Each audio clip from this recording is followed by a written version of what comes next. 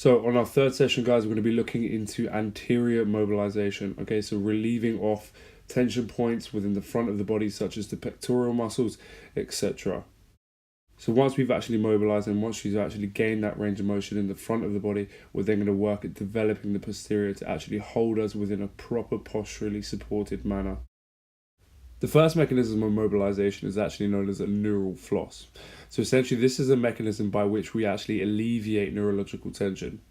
So as you can see in this diagram, we have a nerve that spans from the wrist all the way up to the clavicle. Okay, so it goes all the way through to the pec. So essentially this nerve is known as the ulnar nerve.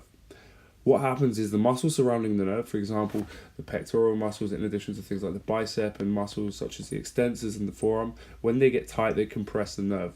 So they actually ruin its signaling or its action potential, its ability to send messages in terms of a nervous response. This actually reduces your output and causes massive amounts of restriction, in addition to things like pain signaling. So as you can see, the movement I've done is actually to alleviate this radial ulnar nerve. Next movement is going to be a seated pec fly. From here, you're going to be seated on the floor. You're going to take your hands back behind you. Your palms are going to be facing the floor. You're then going to drive your hips up, sliding them forward, putting tension through the pec. Make sure your arms are completely straight. Lean back into the shoulder girdle to allow that stretch to take place. You're then going to sway your knees side to side, offering slightly more tension through each shoulder. As you get better at this, move your hips slightly forward. The next movement is known as a cat-camel. This is one of the fundamental movements or stretches that people should be doing every day. From here, you must make sure you've got 4 points of contact. Your knees and your hips must be stacked over each other. In addition, your palms and your shoulders must be stacked over each other. You're going to go into protraction by pushing the mid of your back away from your body, curling the body through, leaning over your shoulders. Then into retraction, where you're going to let your body sink into the floor. Into your wall angels. The wall angels is a slight strengthening drill that I like to use in order to reinforce that overhead extension position. You're going to be completely flat onto a wall, making sure your back is in constant contact with that wall. You're in a 90 degrees at each arm, making sure each arm is making contact with that wall, extending all the way up. You're going to be working the muscles surrounding the thoracic region of your back. Into external rotation. So make sure you're keeping that 90 degrees in the arms.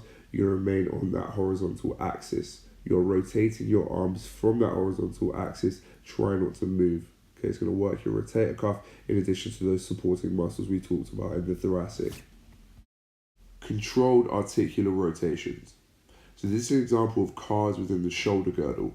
All CARS is active utilization of a range of motion. So for example, in the shoulder girdle, moving the arm around its full plane of motion whilst under tension. Okay, it just supports the joint a little bit better and teaches us how to actually move in a proper plane of motion. We must make sure when performing this movement that everything is isolated, okay? So we're making sure that all of that movement is coming just from the shoulder girdle. We're going to finish off with 2 compound movements. Okay, the first one is going to be the Jefferson curl, which we've already gone through. I'll reiterate some of the learning points or the coaching points through. From here, you're going to isolate your lower body by engaging through your quads. Okay, so locking out your quads. From this position, you are retracting your shoulder blades back. Okay, so this is in that starting position. You're then tucking your chin into your chest, slowly folding through your vertebra. Okay, controlling the descent of the weight down, loading through the hamstring. Okay, only go as low as you can, rolling back up, squeezing the glute through and extending all the way through the back. The second movement is a QL around the world, which we've also done. From here, you are staggering your feet, taking them just past shoulder width, turning them out to a 45-degree angle. You're going to lock your quads in place, extend the weight overhead, slowly flex laterally, controlling the weight all the way down, rolling through, using the core to pull you back up.